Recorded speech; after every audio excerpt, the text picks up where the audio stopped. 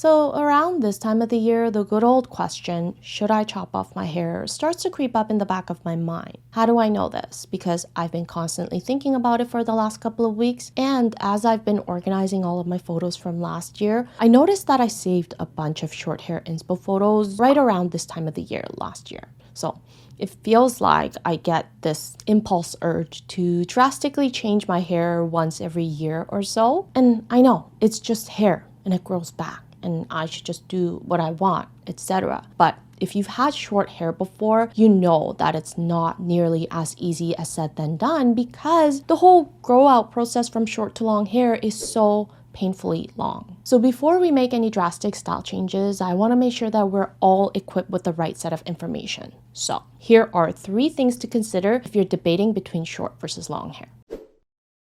The first area to consider if you're thinking about short hair is your proportions. If I'm speaking just from a proportional lens, short hair is actually a great choice for long faces because long hair has a tendency to drag the attention downwards, and that ends up accentuating the length of the face more. On the other hand, short hair will stop the gaze where the hair ends, so that prevents the face from looking longer, and it allows the gaze to stay up here. I've talked about this effect in one of my older videos on why more women tend to opt for shorter hair as we age. And there are obvious reasons like hair volume loss or the overall health of the hair, all the hormonal changes that our bodies go through as we age, etc. But proportionally and visually, long hair, because of its tendency to drag the attention down, also brings more attention to any signs of aging that are usually found in our lower face and neck. And short hair has the opposite effect of bringing that attention up. Now, even if the length of the face isn't actually long, there are also other proportional factors that can make the face appear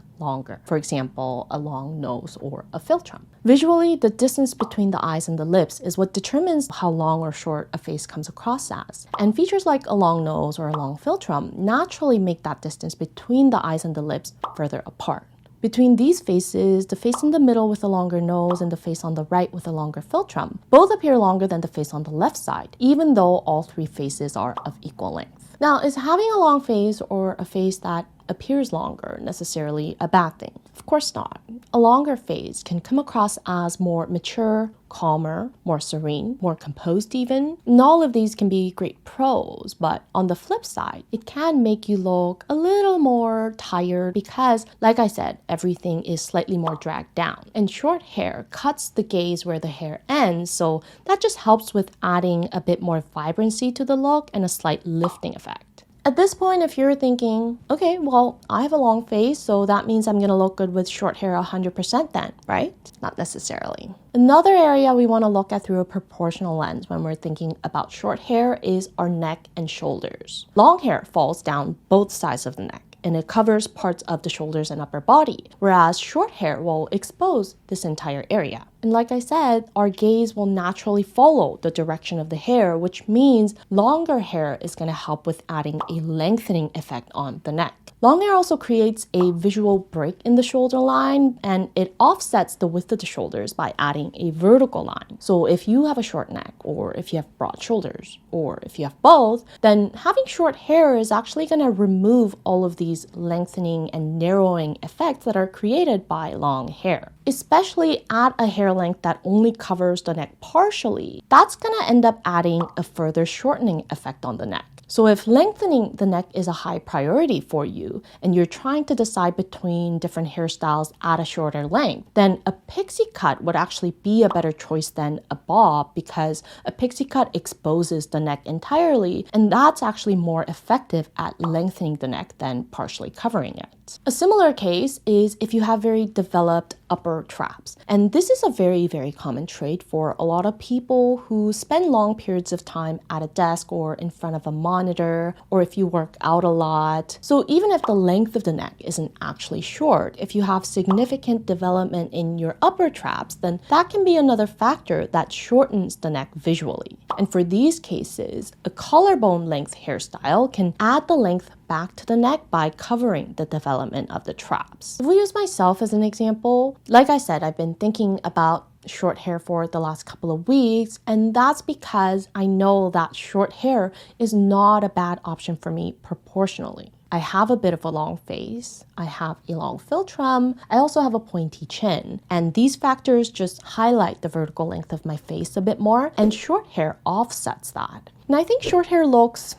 a bit more modern and stylish in general, and I think that's why I seem to get a lot of compliments, especially from fellow women, whenever I get a short haircut. On the other hand, the length of my neck is pretty average. It's neither particularly long or short, but I do have some broadness in my shoulders coupled with narrow hips, so short hair ends up highlighting the width of my shoulders more, and it makes my body appear more top heavy, and this is one of the reasons why I'm trying to fight the urge to cut my hair. I have more reasons, which I'll talk about more throughout the rest of the video.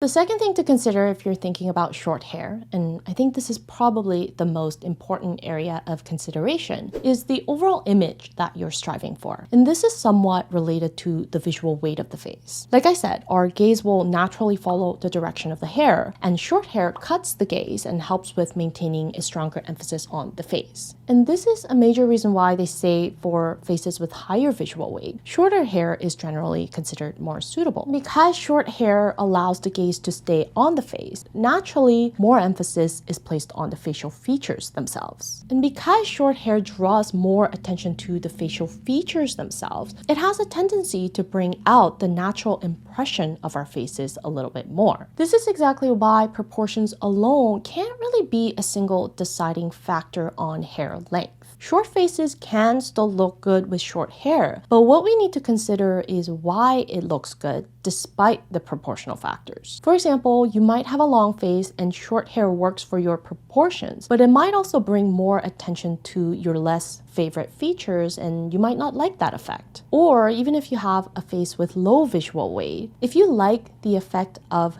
the inherent impression of your features being more emphasized with short hair, then short hair can still work for you. So the question we should be asking is not, will short hair look good on me? But instead, it should be, what kind of an image or impression will be highlighted more with shorter hair, and will I like this effect? If we use myself as an example again, like I said, short hair is not a bad proportional choice for me. But if we're thinking about the overall image or the impression of my features, I have a bit of sharpness in my eyes because of the slight upturned angle, and they're also not very round in shape. The outline of my upper lip is quite straight, and this is regardless of the lip volume. And the sharpness in my chin makes the lower facial outline appear quite narrow and sharp as well, whereas the broadness in my shoulders add more angularity. So what short hair ends up doing is it brings out a more mature, masculine, and dramatic image in me because the sharper and straighter lines of my features are emphasized more. And of course, this is dependent on the hairstyle itself as well. Like if I had bangs with my short hair or if I had wavy short hair,